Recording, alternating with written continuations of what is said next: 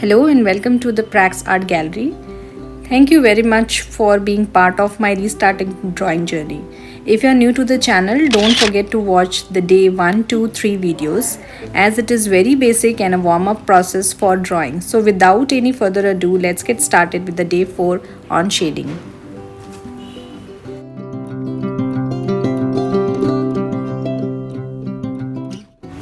There are many shading techniques. In this video, I'm going to share 3 basic shading techniques which I personally use.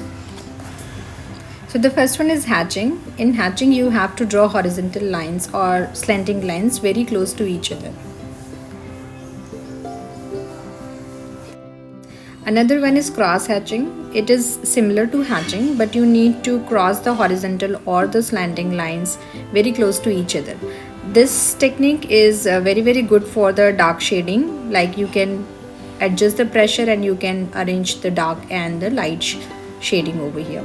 The third one is scribbling. So I do not use much, but this is another method which is used, and in that you have to make this small round circle with the pencil which is very close to each other. This is good for rough texture shading.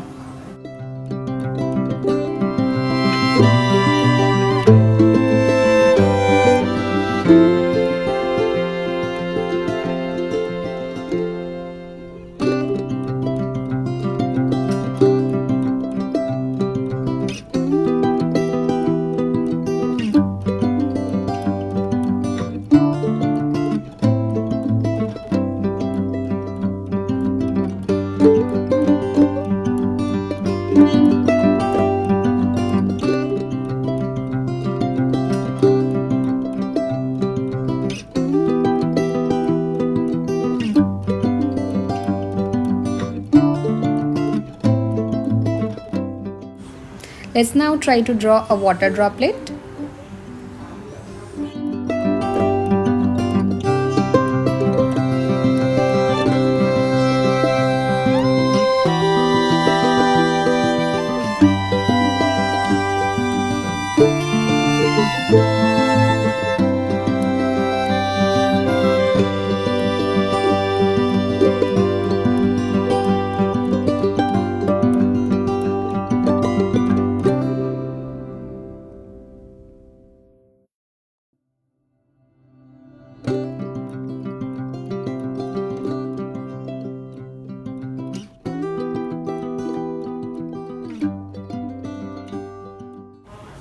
The last one did not go very well, so let's create another one, and let's try this time specifying the highlights at the first.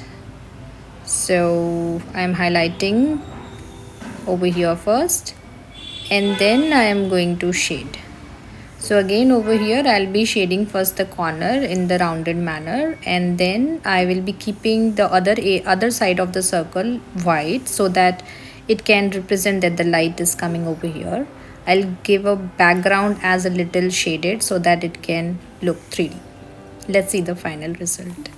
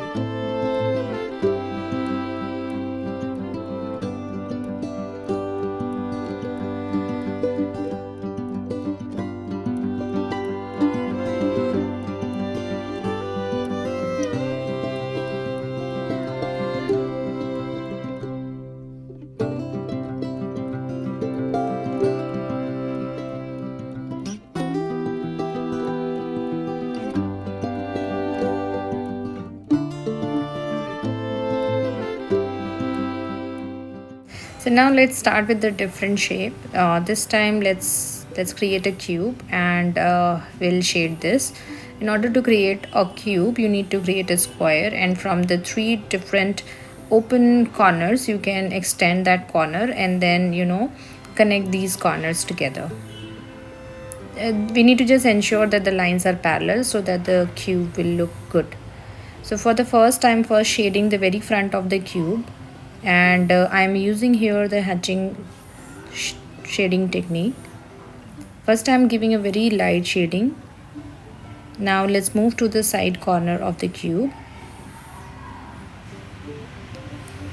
and considering that the light is coming from the top, the very top side of the cube will be very light, whereas the front side of the cube is going to be darker. So I'm again adding one more layer of shading using the same technique of hatching.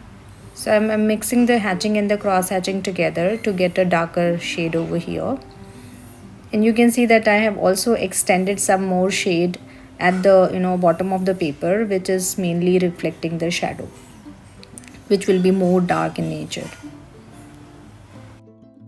So the top side of cube is going to be very light shade, because the light is directly falling on that, so there will be no shade as such, and it will reflect all the lights. That's why it is going to be very light in nature. Thank you for watching. I hope you got to know a bit about shading. If you liked the video, please give it a thumbs up and don't forget to subscribe. See you in the next video. Bye bye.